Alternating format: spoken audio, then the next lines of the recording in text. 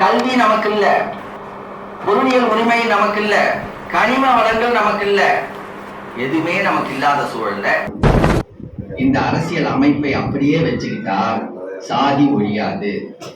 காஷ்மீர்ல சாதி இருக்கிறதா? நாகாலாந்து, மிசோரத்துல எல்லாம் சாதி அமைப்பு எப்படி இருக்கிறது என்று நாம் படித்திருக்கிறோமா? பஞ்சாப்ல சாதியினுடைய அமைப்பு எப்படி இருக்குதுன்னு தெரியுமா? சாதி என்ற கோபுரத்தினுடைய உச்சியில ஆளுமை சாதியர்கள் மேல் நின்று கொண்டு அதிகாரம் செலுத்திக் கொண்டிருக்கிறார்கள். சாதி என்கிற கோபுரம் வீழ்த்தப்பட வேண்டும் என்று சொன்னா மேல உயர்ந்த இடத்துல இருக்கிறானே அவனுக்கு அந்த அழுத்தம் இருக்காது. அதனால சாதி ஒழிய வேண்டும் என்கிற கருத்து அவனிடம் இருப்பதற்கான வழி இல்லை. சாதியால் அந்த மொத்த சுமைகளையும் சுமந்து கொண்டிருக்கிறானே அந்த அடித்தட்டு மக்கள், இவர்களிடம்தான் அந்த சாதி ஒழிப்பதற்கான தேவையும் அதற்கான காரணியும் ஏற்படும். தமிழக மக்கள் முன்னணியினுடைய ஒருங்கிணைப்பாளர் தொடர் பொழிலன் அவர்களை 4ஆம் ஆண்டு தொடக்க நிகழ்வாக இந்த நிகழ்ச்சியை ஒருங்கிணைத்திருக்கிற இந்த நிகழ்ச்சிக்கு தலைமை தாங்கி கொண்டிருக்கிற தோழர் நிலவரம் அவர்களே, இந்த நிகழ்ச்சியிலே சிறப்புரையாற்றி அமர்ந்திருக்கிற தமிழ் மண் தன்னுரிமை இயக்கத்தினுடைய நெறியாளர் ஐயா பேராசிரியர் சேராமன் அவர்களே, மார்க்சிய பெரியாரிய பெருவிட நிகழ்ச்சியினுடைய துணை பொதுச் செயலாளர் தோழர் பாலாசாமி அவர்களே, தமிழ் தேச விடுதலை இயக்கத்தினுடைய தோழர் தியாக அவர்களே, தமிழ்நாடு முற்போக்கு பெண் வழக்கறிஞர் சங்கத்தினுடைய தலைவர் தோழர் வழக்கறிஞர் பானுமதி அம்மா அவர்களே, தமிழ்நாடு கம்யூனிஸ்ட் கட்சியினுடைய மாலை அரசியல் தலைமை குழுவினுடைய தோழர் கீதா பாண்டியன் அவர்களே, தமிழ் தேச குடியரசு இயக்கத்தினுடைய தோழர் தமிழரசன் அவர்களே, தமிழ் தேசிய மக்கள் விடுதலை கழகத்தினுடைய தோழர் ஜோழன் அவர்களே, தமிழ் மக்கள் உரிமை முன்னணியினுடைய தோழர் மதியவன் இருமுறை அவர்களே, மக்கள் அதிகாரத்தினுடைய மாநில செயலாளர் தோழர் செழியன் அவர்களே, புரட்சிகர இளைஞர் முன்னணியுடைய தோழர் குமரன் அவர்களே, தந்தை பெரியார் டாக்டர் தோழர் சீனி குருதாசன் அவர்களே, வரவேற்புரையாற்றி அமர்ந்திருக்கிற தோழர் விடுதலை செல்வன் அவர்களே, தொடக்க உரையாற்றி அமர்ந்திருக்கிற தோழர் செவ்வேல் அவர்களே, வருகின்றிருக்கிற மக்கள் நல கட்சியினுடைய முன்னிலை பொறுப்பாளர்களே, வருகின்றிருக்கிற இந்த நிகழ்ச்சியில் பங்கேற்றிருக்கிற தோழர்களே, பெரியோர்களே, சான்றோர்களே, உங்கள் அனைவருக்கும் வணக்கத்தை தெரிவித்துக் கொள்கிறேன்.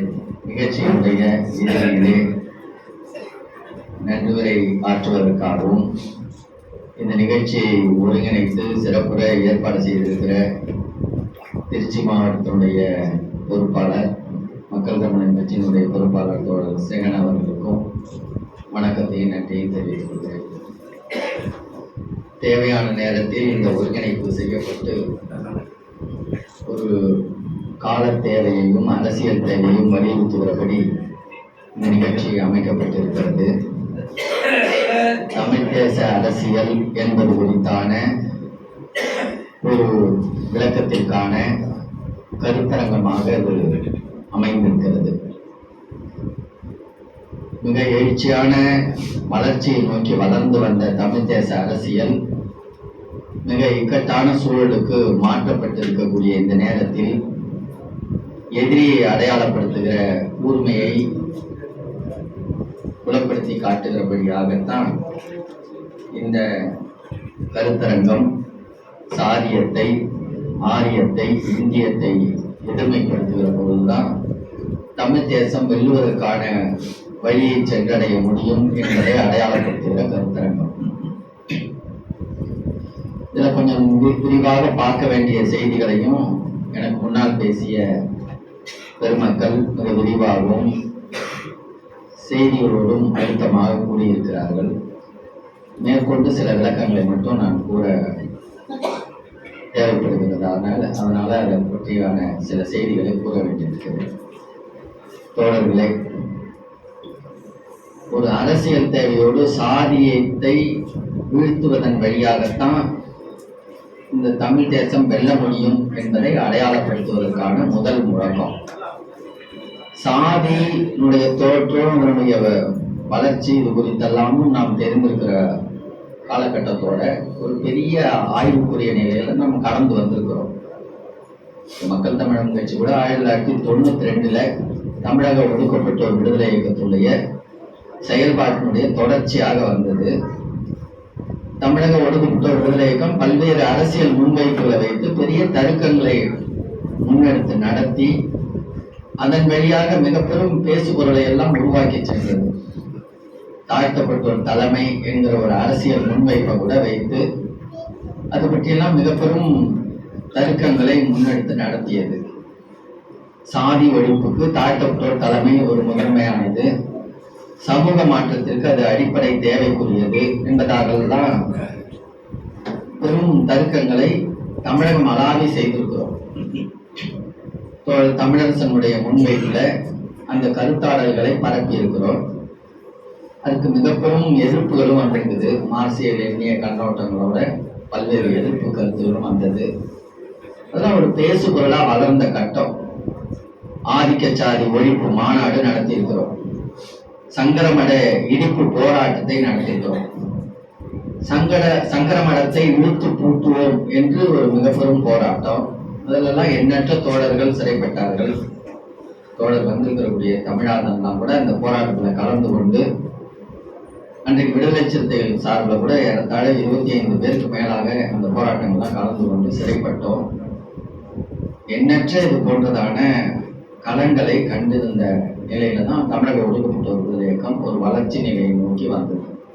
தமிழ் தேச அரசியலை ஒரு வளர்ச்சி நிலைக்கும் கொண்டு வந்தது. ரிலையன்ஸ் விற்பனையகம் தொடங்கப்பட்ட காலம், உடனே அதை இழுத்து மூடுவோம் என்கிற நிலையிலும் போராட்டத்தை முன்னெடுத்து நடத்தணும். சாதி அரக்கனை கொளுத்துவதாக ஒரு விழாவை முன்னெடுத்தோம். பொங்கல் நாளுக்கு முந்தி போகினால் சாதி என்கிற வடிவத்தை ஒரு அரக்கன் போல வடிவமைத்து அந்த போகி நாளை வெறும் விழாவாக பழமையை போக்குகிற தன்மையில மட்டும் நடத்தாமல் சாதி அரக்கனை கொளுத்துவதான ஒரு போராட்டமாகவும் நடத்தி போகியை கொண்டாட வேண்டும் என்பதாக அறிவிப்பு செய்து நடத்தினது தமிழக ஒடுக்கப்பட்டோர் விடுதலை இயக்கம். அதனுடைய தொடர்ச்சியாக இந்த நிகழ்வு மக்கள் தமிழகம் கட்சி. மக்கள் தமிழகம் கட்சி ஒரு அரசியல் கட்சியாக இல்லாமல் ஒரு சமூக புரட்சிகர மாற்றத்திற்கான ஒரு கட்சியாக செயல்பட வேண்டும் என்கிற நோக்கத்தில் செயல்பட தொடங்கி இன்றைக்கு 3 ஆண்டு கழிந்திருக்கிறது. இதுல சாதியத்தை ஒழிப்பதற்கான வழியை, ஆரியத்தை ஒழிப்பதற்கான வழியை அல்லது இந்தியத்தை ஒழிப்பதற்கான வழியை இது போன்றதான கருத்தரங்கங்கள் வழியாகவோ இது போன்றதான கருத்து பரப்பல்கள் மூலமாகவோ செய்துவிட முடியுமா? முடியாது என்கிற ஒரு சூழலை விளக்குவதாக நம்முடைய தோழர் கோபுரஞ்சோழன் முன்னெடுத்து சொன்னதெல்லாம் ஆழ்ந்து பார்க்க வேண்டிய, அந்த வழித்தடத்தை இன்னும் கூர்மைப்படுத்தி செயல்படுத்த வேண்டிய செய்திகளையும் நம்ம உள்ளடக்கி கடந்த காலங்களில் பார்த்து வந்திருக்கிறோம்.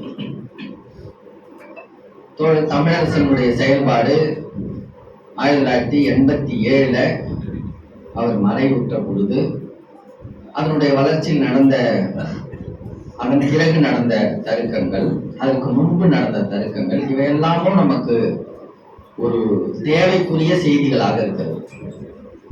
சாதியினுடைய தோற்றம், அதுல நடந்த சாதி சங்கங்களுடைய போக்குகள், அதுல பேர் சூட்டப்பட்டது, இதெல்லாம் ஐயா ரொம்ப அழகான பட்டியல்களை மிக ஆழ்ந்த நிலையில முன்னெடுத்து தந்திருக்கிறார். சாதி ஒழிப்பு எப்படி, அதை நம்ம கொஞ்சம் கொண்டு வந்து பார்க்கணும். சாதி ஒழிப்பை தனித்து இந்திய அளவுல செய்ய முடியுமா? சாதி ஒழிப்பை மட்டுமே செய்து சமூகத்தை மாற்ற முடியும்? எல்லாருக்குமே சாதியினுடைய கொடுமையை, சாதியினுடைய அடக்குமுறைகளை சாதி சிலருக்கு தேவைப்படுகிறது. இன்னும் சொன்னா பல அதிகார ஆதிக்க சாதிகளுக்கு தேவைப்படுகிறது. ஆனா அடக்கப்பட்ட சாதிகளுக்கு சாதி என்பது கூடாது என்பதை வலுவாக சிந்தித்து சாதி ஒழிய வேண்டும் என்கிற கருத்தில் ஆழமாக நிற்பவர்களாக இருக்கிறோம். அம்பேத்கர் சொன்னதுபடி சாதி என்பது ஒரு கோபுரம் போல, கோபுரத்தினுடைய அடியில கோபுரத்தினுடைய மொத்த எடையையும் சுமந்து கொண்டிருப்பவர்களாக அடித்தட்டு மக்கள் இருக்கிறார்கள். சாதி என்கிற கோபுரத்தினுடைய உச்சியில ஆளுமை சாதியர்கள் மேல் நின்று கொண்டு அதிகாரம் செலுத்திக் கொண்டிருக்கிறார்கள். சாதி என்கிற கோபுரம் வீழ்த்தப்பட வேண்டும் என்று சொன்னா மேல உயர்ந்த இடத்துல இருக்கிறானே அவனுக்கு அந்த அழுத்தம் இருக்காது. அதனால சாதி ஒழிய வேண்டும் என்கிற கருத்து அவனிடம் இருப்பதற்கான வழி இல்லை. சாதியால் அந்த மொத்த சுமைகளையும் சுமந்து கொண்டிருக்கிறானே அந்த அடித்தட்டு மக்கள், இவர்களிடம்தான் அந்த சாதி ஒழிப்பதற்கான தேவையும் அதற்கான காரணியும் ஏற்படும். அப்ப சாதி ஒழிய வேண்டும் என்பதில் அதிகப்படியான அக்கறையும் நோக்கத்தையும் செயல்படுத்தக்கூடியவனாக யார் இருக்க முடியும் என்று சொன்னா இந்த சாதியினுடைய ஒட்டுமொத்த சுமைகளையும் அந்த அடக்குமுறையும் தாங்கக்கூடிய அடித்தட்டு மக்கள் தான் அதற்கு எழுந்து போராட முடியும் என்கிற கண்ணோட்டத்தில் சாதி ஒழிப்பு போராட்டத்தை இந்த அடித்தட்டு மக்கள் முன்னெடுத்து செயல்படுத்த வேண்டியவர்களாக இருக்கிறோம். அப்ப இந்த அடித்தட்டு மக்கள் எழுந்து போராடி இந்த சாதி ஒழிப்பு போராட்டத்தை செய்ய வேண்டும் என்று சொன்னா எங்கிருந்து தொடங்க போகிறோம்?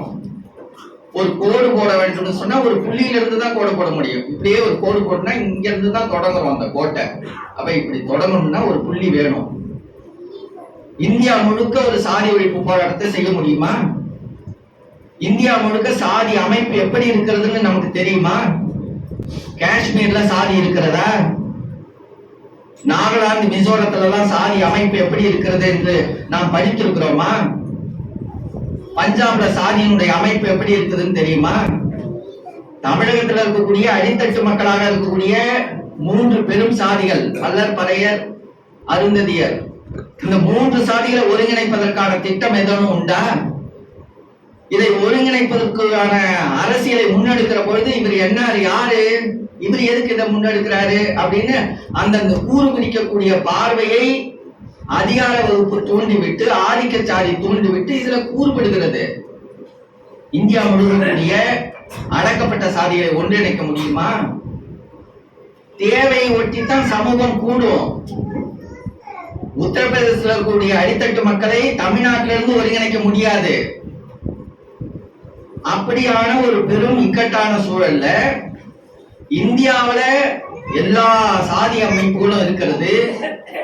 இந்தியாவினுடைய அடக்கப்பட்ட சமூகத்தை சார்ந்த சாதிய அடக்குமுறைகளுக்கெல்லாம் எதிராக களம் கண்டு உருவாக்கிய அண்ணல் அம்பேத்கருடைய அரசியல் சட்டத்தை தான் நாம் ஏற்றுக்கொண்டிருக்கிறோம்.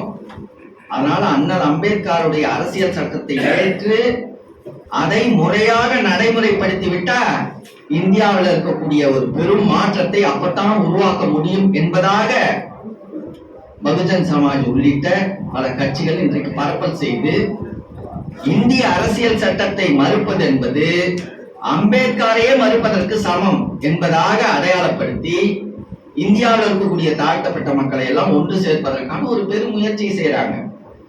சாதி ஒழிஞ்சிருமா? அண்ணல் அம்பேத்கரே அப்படி சொல்லி இருக்கிறாரா? சாதி ஒழிப்பு எப்படி? அரசியல் அதிகாரத்தையும் பொருளாதார அதிகாரத்தையும் பெற்றெடுக்காமல் இந்த அடித்தட்டு மக்கள் சாதியை ஒழிக்க முடியாது. அம்பேத்கர் சொல்றார். அவரால் தன்னால் நம்மளுடைய தியாக குறிப்பிடுகிற பொழுது கூட குறிப்பிட்டார், தன்னால் உருவாக்கப்பட்டதே என்று சொன்னாலும் கூட இந்த அரசியல் சட்டம் இந்த மக்களை விடுவிப்பதற்கான நிலையில உடையது இல்லை. இதை கொளுத்த வேண்டும் என்று சொன்னா அதை கொளுத்துகிற முதல் ஆளாக நான் இருப்பேன் என்று ஏதோ பொதுக்கூட்டத்துல சொல்லல, இது போல கருத்தரங்குகள்ல சொல்லல, நாடாளுமன்றத்துல சொன்னார் அம்பேத்கர். ஆக இந்த அரசியல் சட்டம் இந்த மக்களுக்கான தீர்வை தராது, சாதியை ஒழிக்காது அம்பேத்கர் சொன்னது. ஆக சாதி ஒழிய வேண்டுமா அல்லது தன்னுடைய சாதியினுடைய அடையாளம் வேணுமா? பறையர்கள் எல்லாம் சேர்ந்து இந்த சமூகத்துல ஒரு பெரிய உயர்நிலைக்கு வந்துவிட்டா போதுமா? அதுதான் தேவையா? பல்லன் என்கிற பெயர் என்னை இழிவுபடுத்துகிறது, தேவேந்திர குலன்னு மாறுகிற பொழுது என்னுடைய அடையாளம் மாறி போகிறது, மாத்திக்கிட்டா போதுமா? தேவேந்திர குல அரசியலாக பொருளாதாரமாக எனக்கும் ஒரு 10 அமைச்சர் வேணும், எனக்கும் அதிகாரங்கள் வேணும், நானும் ஒரு குடியரசு தலைவனா வரணும், நானும் ஒரு நீதிபதியா தலைமை நீதிபதியா மாறணும், போதுமா? இந்த மாற்றங்கள் சாதியை ஒழிக்குமா? கோரிக்கை ஒவ்வொரு அரசியல் கட்சிக்கும் ஒவ்வொரு அளவீடோட இருக்குது. இதுலதான் ஒவ்வொரு அரசியல் கட்சிகளும் வேறுபடுகின்றன. நம்முடைய பார்வை எப்படி இருக்குது? சமூகத்தை மாற்ற வேண்டும். சமூகத்தை அரசியலாக, பொருளியலாக, அரசியல் அதிகாரம் வாய்ந்ததாக, இந்த அடித்தட்டு மக்களுடைய அரசியல் அதிகாரம் வாய்ந்ததாக மாற்ற வேண்டும் என்று சிந்திக்கிற நாம இந்த உயர் பதவிகள்ல வந்தா போதும் என்கிற அளவோடு சிந்திச்சோம்னா நாமளும் ஒரு அரசியல் கட்சியை பின்பற்றிக்கிட்டு இந்த அரசமைப்பை அப்படியே வச்சுக்கிட்டு நகர தொடங்கலாம். இந்த அரசியல் அமைப்பை அப்படியே வச்சுக்கிட்டா சாதி ஒழியாது, சமூக மாற்றம் வராது, பொருளியல் விடிவு வராது. இந்த நிலையில தான் அரசியல் அதிகாரத்தையும் பொருளியல் அதிகாரத்தையும் இந்த அடித்தட்டு மக்கள் பெறாமல் சமூகம் மாறாது என்கிற அம்பேத்கருடைய அந்த வரிகளை நாம் மீண்டும் சரியாக புரிந்து கொள்ள வேண்டியது. அரசியல் அதிகாரத்தையும் பொருளாதார அதிகாரத்தையும் அடித்தட்டு மக்கள் பெறுவது என்று சொன்னா எப்படி? அடுத்த கட்டத்துக்கு வரோம்.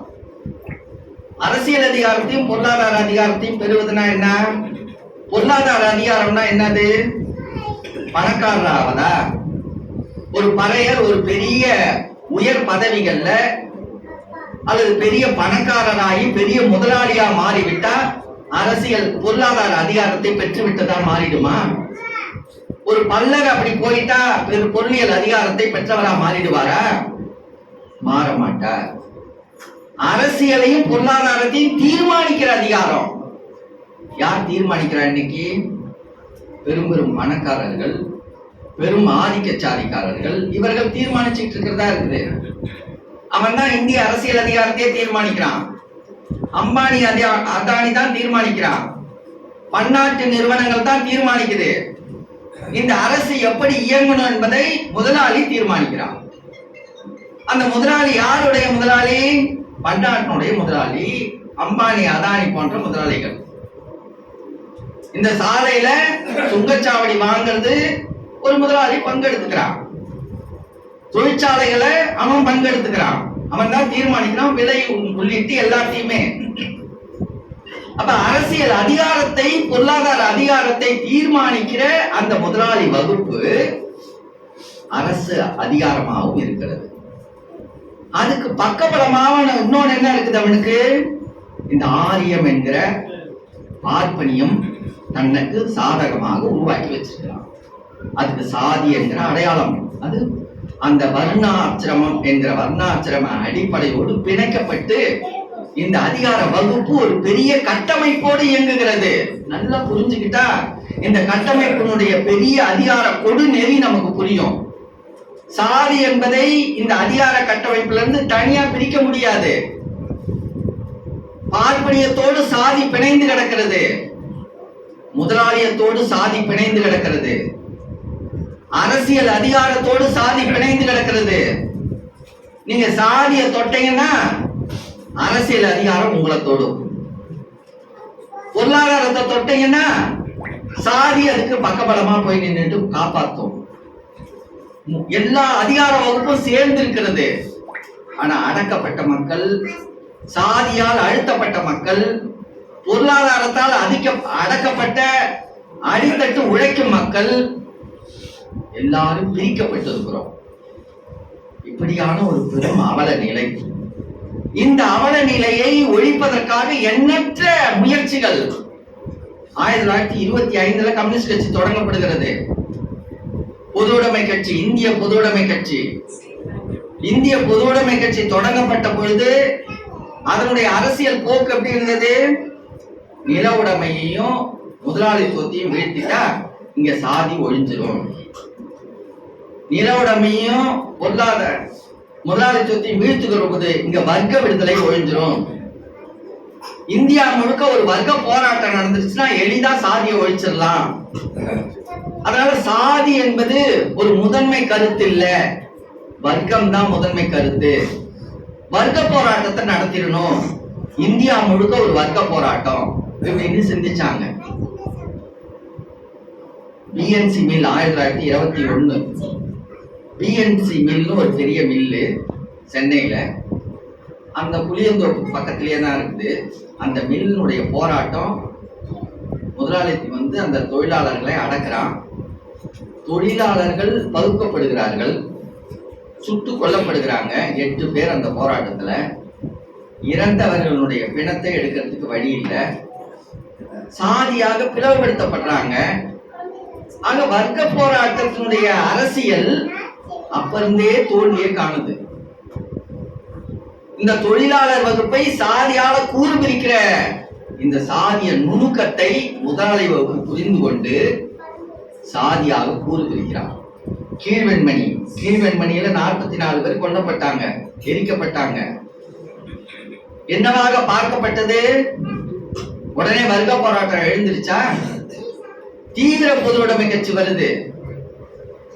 நிலங்களை எல்லாம், நில அதிகாரங்களை எல்லாம், ஒரு நிலப்பிரபுத்துவத்தை வீழ்த்தி அவனுடைய நிலத்தை பறிமுதல் செய்து எல்லாருக்கும் கொடுத்து ஒரு சமன்மையை உருவாக்கிடலான்னு ஒரு திட்டம் அமைச்சாங்க. தோல்வி அடைகிறது. அதுல இருக்கக்கூடிய அரசியல் பார்வையில இருந்த குறைபாடு. ஆக அரசியல் பொருளாதாரத்தை தொடுகிற போது சாதிய உடைபாடு, சாதி ஒழிப்பு போராட்டத்தை தொடும் போது வர்க்க நிலை. இந்த உறவுகளை நாம் சரியாக புரிந்து கொள்கிற இடமாக என்ன தேவைப்பட்டது அப்படின்னா, இன்னும் மேற்கொண்ட ஆய்வு தேவைப்பட்டது. சாதியை ஒழிக்க முடியல, சாதிய போராட்டங்கள் தோல்வியடையுது, வர்க்க போராட்டங்கள் தோல்வியடையுது. அப்ப ஏதோ ஒரு பிழை நடக்குதுங்க. இந்தியா முழுமையும் ஒரு போராட்டத்தை நடத்த முடியலையேங்கிற பிழை. இந்தியா முழுக்க இருக்கக்கூடிய சாதி மக்கள் எல்லாம் ஒன்று சேர முடியலையேங்கிற ஒரு பிழை. இந்தியாவில் இருக்கக்கூடிய வர்க்க போராளிகள் எல்லாம் ஒன்று சேர முடியலையே, வர்க்க எதிர்ப்பு போராளிகள் எல்லாம் ஒன்று சேர முடியலையேங்கிற பிழை. அந்த பிழையில தான் என்னன்னா, இந்தியா பல்வேறு மொழி தேசங்களை உள்ளடக்கி இருக்கிறது. ஒரு மொழி தேசத்தினுடைய அடக்குமுறையோடு அதையும் சேர்த்து முன்னெடுக்க வேண்டிய தேவை உருவாகிறதுங்கிற பார்வை வந்தது பொதுவுடைமையர்கள்ட்ட. அதே நேரத்துல பெரியார் வந்து, தந்தை பெரியார் 1938 தமிழ்நாடு தமிழருக்கேன்னு முன்னெடுத்துட்டு வராங்க. ஒவ்வொரு மொழி இனமும் அந்தந்த மொழியினத்தின் வழியான போராட்டம், தேசிய போராட்டங்கள். ஒரு பக்கம் தேசிய விடுதலை போராட்டம் அப்படின்னு, தமிழ்நாடு விடுதலை போராட்டம் அப்படி இப்படின்னு வரும்பொழுது, இந்த பொருளியல் சார்ந்த பொதுவுடைமையர்கள் போராட்டம் தனியா நிக்குது, சாதி ஒழிப்பு சார்ந்த போராட்டம் தனியா நிக்குது, தேசிய இனங்களின் போராட்டம் தனியா நிக்குது. இவங்க எல்லாமே தனித்தனியா நிக்கிறாங்க. ஏன்னா அந்த அது மாற்றம் அடையணுங்கிற அளவீடோட இந்த அரசியல் கலப்பு உருவாகல.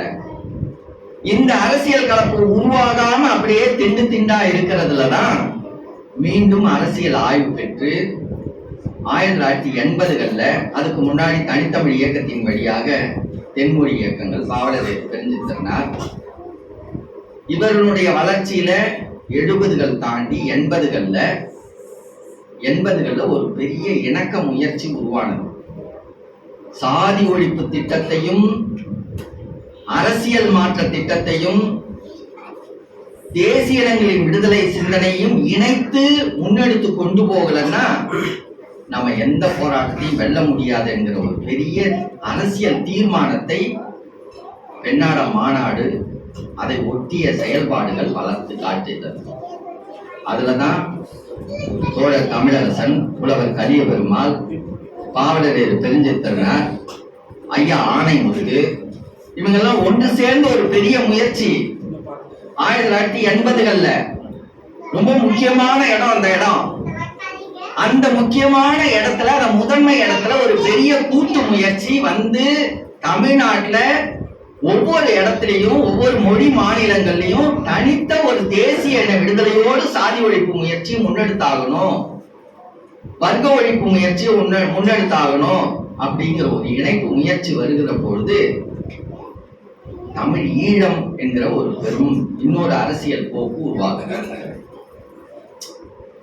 தமிழ்நாடு விடுதலை போராட்டம் ஒரு உச்ச நிலைக்கு வருகிறது. தமிழ்நாடு அரசியல் என்பது ஒரு மிக பெரும் அரசியலாக, சாதி ஒழிப்பு அரசியலோடு பிணைந்து முன்னெடுத்த அரசியலாக வளர்ந்து மக்கள் அரசியலா மாறுகிற ஒரு கட்டம் 90களில். இந்த இடத்துல தமிழீழத்தினுடைய அரசியலும் மேலோங்கி வருகிற பொழுது தமிழீழ விடுதலை போராட்டத்திற்கு ஆதரவு தெரிவிக்கிறதுங்கிற ஒரு தேவை, தமிழ்நாடு விடுதலை போராட்டத்தை முன்னெடுப்பது இன்னொரு தேவை. ரெண்டு தேவை உருவாகிறது தமிழ்நாட்டு தமிழர்களுக்கு. இந்த தமிழ்நாட்டு தமிழர்களுடைய போராட்டத்தினுடைய அரசியல், இதுக்கு முன்னெடுக்கிற அரசியல் கொஞ்சம் பின்னுக்கு வந்து, ஏன்னா இது ரொம்ப வேகத்துக்கு போகும்போது தமிழ் ஈழ அரசியல், அதுக்கு ஆதரவு தெரிவிக்கிற பெரிய அரசியலுக்கு இவங்க முன்னெடுத்து நிக்கிறாங்க. தமிழீழம், முதல்ல தமிழீழத்தை பார்க்கலாம், அப்புறம் தமிழ்நாட்டுக்கு வரலாம் அப்படிங்கிற நிலையில உலகத்துல தமிழனுக்குன்னு ஒரு நாடு வேணும். தமிழன் எந்த ரெண்டு நாட்டுல ஒரு நாட்டை முதல்ல பெருட்டும், அதன் பிறகு நம்ம தமிழ்நாட்டை பார்க்கலாம்னு அந்த ஆதரவுக்கு போன பிறகு அந்த நிலைப்பாடுகள்ல ஏற்பட்ட சில தடங்கல்கள், அதுல ஒரு பெரிய வீழ்ச்சிய 2009 கண்ட பிறகு இந்த வீழ்ச்சிக்கான காரணம் என்ன அப்படின்னு பார்க்கிற போதுதான் அந்த நேரத்துல சரியான அரசியல் புரிதல் இல்லாம இந்திய அரசு எவ்வளவு சூழ்ச்சியாக நடந்து கொண்டது, இந்த தேசிய மொழி வழியான தேசங்களை சீர்குலைப்பதற்கு என்ன வழி, ஒரு இனத்துக்காரனையும் இன்னொரு இனத்துக்காரனையும் மோத விடுவது என்கிற சிந்தனைக்கு இந்தியாவுக்கு கிடைத்த ஒரு பெரிய துருப்பு சீட்டா, தமிழனுக்கு பகை யாரு, தமிழ்நாட்டுல யார் ஆண்டா, அந்த நேரத்துல ஆண்ட கட்சி ஒரு தமிழை தாய்மொழியாக கொண்டிராதவன் ஒரு புதிய கருத்தை அந்த இடத்துல செருகி, அதனாலதான் இங்க தமிழ்நாட்டுக்காரன் தமிழ் தேசம் தமிழ் ஈழம் தோற்று போனது அப்படின்னு இந்திய அதிகாரத்தினுடைய உளவுத்துறையை உருவாக்குறான். அந்த உருவாக்கம் என்ன ஆகுது, தமிழன் தான் தமிழ்நாட்டை ஆளணும், தமிழர்கள் இல்லாமல்னால்தான் எல்லா சிக்கல்களும் இப்படின்னு ஒரு புதிய குழப்பங்களை உருவாக்கி, ஒரு மொழி தேசம் எப்படி இருக்கணும், என்ன வரணுங்கிறது எல்லாவற்றிலும் அரசியல் குழப்பம், ஒரு தேசிய அடையாள குழப்பம், எல்லா குழப்பங்களும் இன்றைக்கு கூடுவெட்டி வளர்ந்திருக்கிற நிலையில இந்த கருத்தரங்கம் நடத்தப்படுது. அதனால இந்த நேரம் ரொம்ப முகாமையான முக்கியமான நேரமாக அமைந்திருக்கிறது. சாதி ஒழிப்பு பற்றியான, ஆரிய எதிர்ப்பு பற்றியான, இந்திய எதிர்ப்பு பற்றியான தெளிந்த அரசியல் முடிவுக்கு வர வேண்டிய நேரமாக அமைந்திருக்கு. நமக்கு பகை எது, சாதி ஒழிப்புக்கு பகை எது, ஆரிய எதிர்ப்புக்கு பகை எது, இந்திய எதிர்ப்புக்கு பகை, முதன்மை பகை எது? தமிழன் தமிழ்நாட்டுல ஒரு தமிழர் ஆட்சி செய்யாதனாலதான் இந்த குறைபாடா? ஒவ்வொரு அரசியல் கட்சிக்கும் ஒரு நோக்கம் இருக்குது. ஒரு அரசியல் கட்சி தோழர்களாம் குறிப்பிட்டது போல ஒரு மாநில அரசை அமர்த்திட்டா போதும், அது போதாதது. தமிழ்நாடு முழு தன்னுரிமை பெற்றாதான், தனி நாட்டு உரிமையை பெறுகிற பொழுதுதான் இதற்கான முழு அதிகாரமும் பெற முடியும்ங்கிற நோக்கத்துலதான் தமிழ்நாடு தனியே விடுதலை பெறாமல் எந்த மாற்றத்தையும் செய்ய முடியாதுங்கிற அரசியல் தீர்வை நாம தெளிவா பெற வேண்டிய தேவை உருவாகும். ஆக தமிழ்நாடு உரிமையை பெறாமல் இங்க எந்த மாற்றத்தையும் செய்ய முடியாது. தமிழ்நாடு அரசியல் உரிமை பெறாமல், தமிழ்நாடு முற்றதிகார உரிமையை பெறாமல் எந்த மாற்றத்தையும் செய்ய முடியாதுன்னு வந்ததன் பிறகு தமிழ்நாடு முற்றதிகார தீர்வை நாம எப்படி எட்டுவது? அதற்கான முதல் எதிரி யாரு? இந்திய அரசு எதிரி. இந்த இந்திய அரசை வீழ்த்த வேண்டும் என்று சொன்னா நாம எல்லாவற்றிலையும் ஒடுக்கப்பட்டு கொண்டிருக்கக்கூடிய நிலையில மொழி அடையாளத்தை இழந்து நாம தமிழன்னு பதிவு செய்ய முடியாத அரசியல் சூழல், தமிழ்நாடு என்கிற ஒரு அடையாளத்தை கூட நிறைவு செய்ய முடியாத வரலாறுகளை நாம அடையாளப்படுத்த முடியல, அதை ஒடுக்குறான். கல்வி நமக்கு இல்ல, பொருளியல் உரிமை நமக்கு இல்ல, கனிம வளங்கள் நமக்கு இல்ல, எதுவுமே நமக்கு இல்லாத சூழல்ல இந்த உரிமைகளை பெறணும்னா நம்ம கட்டாயம் தமிழ்நாட்டினுடைய விடுதலை உரிமையை பெற்றாகணும், முற்ற அதிகார உரிமையை பெற்றாகணும். இந்த முற்றதிகார உரிமையை பெறுவதற்கு தமிழ் தேச அரசியல் ஒரு விடுதலை அரசியலை, உரிமை அரசியலை முன்னெடுத்து சென்றாகணும். அந்த கண்ணோட்டத்தில் நமக்கு தமிழன் இல்லாதவர்கள் ஆட்சியினால்தான் இந்த தேர்தல் அரசியல் வழியாக ஒரு முதலமைச்சராக ஒருத்தவர் தமிழில் இல்லாதவர் ஆட்சிக்கு வந்துட்டா எல்லாம் சரியாயிடும், தமிழர்களா இல்லாதவர்கள் இருக்கிறதுனால தான் இதெல்லாம் நமக்கு கிடைக்கல அப்படிங்கிற ஒரு கருத்து புரட்டலோட வரக்கூடிய சீமான் போன்றவர்கள் அல்லது அவருக்கு சார்பா இருக்கக்கூடிய மணியரசன் போன்றவர்கள் வைக்கக்கூடிய அரசியல் தவறான அரசியல் நம்ம புலப்படுத்தி காட்டுறோம். இந்த அரசியல் தமிழ்நாட்டில் ஒரு முதலமைச்சரா ஒருவர் யார் வராது யார் வரலங்கிறதுல இருந்து இல்ல, இந்த அரசு அமைப்பின் வழியாகவே இந்த மாற்றத்தை பெற முடியாது. அது புரட்சிகரமான ஒரு சமூக விடுதலை அரசியல் இல்லாமல் இந்த மாற்றம் பெற முடியாதுங்கிற கோணத்துலதான் நம்ம இந்த கருத்தரங்கு முழுமைப்படுத்தப்படுகிறது. அதற்கான அரசியல் வழியாக நமக்குள்ளார ஒரு ஒருங்கிணைப்பு வந்தாகணும். அந்த ஒருங்கிணைவுக்கான இயக்கங்களாக இந்த இயக்கங்கள் எல்லாம் கூடியிருக்கிறது. இந்த இயக்கங்களின் வழியாக நமக்கான ஒரு ஒருங்கிணைப்புல தான் இந்த முயற்சி முன்னெடுக்குது. அதனால் நம்மளுடைய அடிப்படை தேவை இன்றைக்கு ஒரு அரசியல் அதிகார மாற்றம், பொருளியல் அதிகார மாற்றம், அதே போல சமூக அதிகார மாற்றம் என்கிற அடிப்படையில் தமிழ் தேச விடுதலை அரசியல் தான் என்கிற தீர்வை நோக்கி நாம் நகர்கிற பொழுதுதான் இந்த தமிழ்நாடு வெல்லும். இந்த வெல்கைக்கான ஒரு அரசியல் தீர்வுக்குன்னா நம்ம முதல் தமிழ் தேச உரிமை அரசியலுக்கான நகர்வோடு நகர்ந்தாகணும். அதற்கான முயற்சியாக அரசியல் பரப்பல் முயற்சியை தொடங்கி இருக்கிறோம். தமிழக மக்கள் முன்னணியின் வழியாக, அதே போல தோழர் தியாக குறிப்பிட்டது போல தமிழ் தேச மக்கள் உரிமை முன்னணி என்கிற ஒரு முன்னணியும் இருக்குது. அதுபோல தமிழ் தேச மக்கள் முன்னணின்னு ஒரு முன்னணியும் கட்டியிருக்கிறார்கள். இந்த அரசியல் பார்வையுடைய முன்னணிகள் நம்ம ஒன்று சேர்ந்தாகணும். இந்த ஒன்று சேர்க்கையின் வழியாக ஒரு அரசியல் பரப்பல் தமிழகமெங்கும் கட்டியாகணும். இந்த அரசியல் பரப்பலை கூர்மைப்படுத்துகிறபடி நம்மளுடைய செயல்பாடுகள் முதல் கட்டமாக நகர்த்தாகணும். இங்க மார்க்சியம் என்பதும் பெரியாரியம் என்பதும் அதே போல அம்பேத்கரியம் என்பதும் அடிப்படை தேவைக்குரிய அடிப்படை கோட்பாடுகளா இருக்குது. பெரியாருங்கிறவர் பிறப்பால கன்னடர் அப்படின்னு ஒதுக்கிறது, அம்பேத்கருடைய கருத்துக்கள்லாம் நமக்கு எதுக்கு அப்படின்னு இழிவுபடுத்துறது, அதே போல மார்க்சியம் என்பதும் நமக்கெல்லாம் தேவையில்லை அப்படின்னு புறக்கணிக்கிறது. இதையெல்லாம் ஒரு தவறான பார்வை மட்டுமல்ல, தமிழர்களை மேலும் குழப்புகிற பார்வை. அதனால இந்த அடிப்படையில் இந்த சமூக அரசியல் பொருளாதார உரிமைகளை பெறுவதற்காக ஒரு பெரிய கூட்டமைப்பினுடைய செயல்பாடுகள் தேவை. தமிழகம் அலாவி இந்த பரப்பல் முயற்சியை நாம் செய்தாகணும். அந்த செய்வதன் வழியாகத்தான் சாதி ஒழிப்பு வேலைகளை நாம் முன்னெடுக்க முடியும், அரசியல் உரிமை முயற்சிகளை முன்னெடுக்க முடியும், பொருளாதார உரிமைகளை முன்னெடுக்க முடியும். அதற்கான கூட்டிணைவுக்கான செயல்பாட்டுக்குரிய கருத்தரங்கமாக இந்த கருத்தரங்கம் அமைக்கப்பட்டிருக்கிறது. அதனால் அந்த முயற்சிக்கான செயல்பாடுகளுக்கு இந்த கருத்தரங்கம் ஒரு உந்து விசையாக தூண்டலாக அமைய வேண்டும். நாம் வருகிற அடுத்த மாதம் ஆகஸ்ட் மாதம் 29, 30, 31 3 நாள்களையும் தமிழக மக்கள் முன்னணி தமிழகம் அலாவி ஒரு பரப்பல் பயணத்தை ஏற்பாடு செய்திருக்கிறோம். முற்றதிகார தமிழ்நாடே முதன்மை தேவை.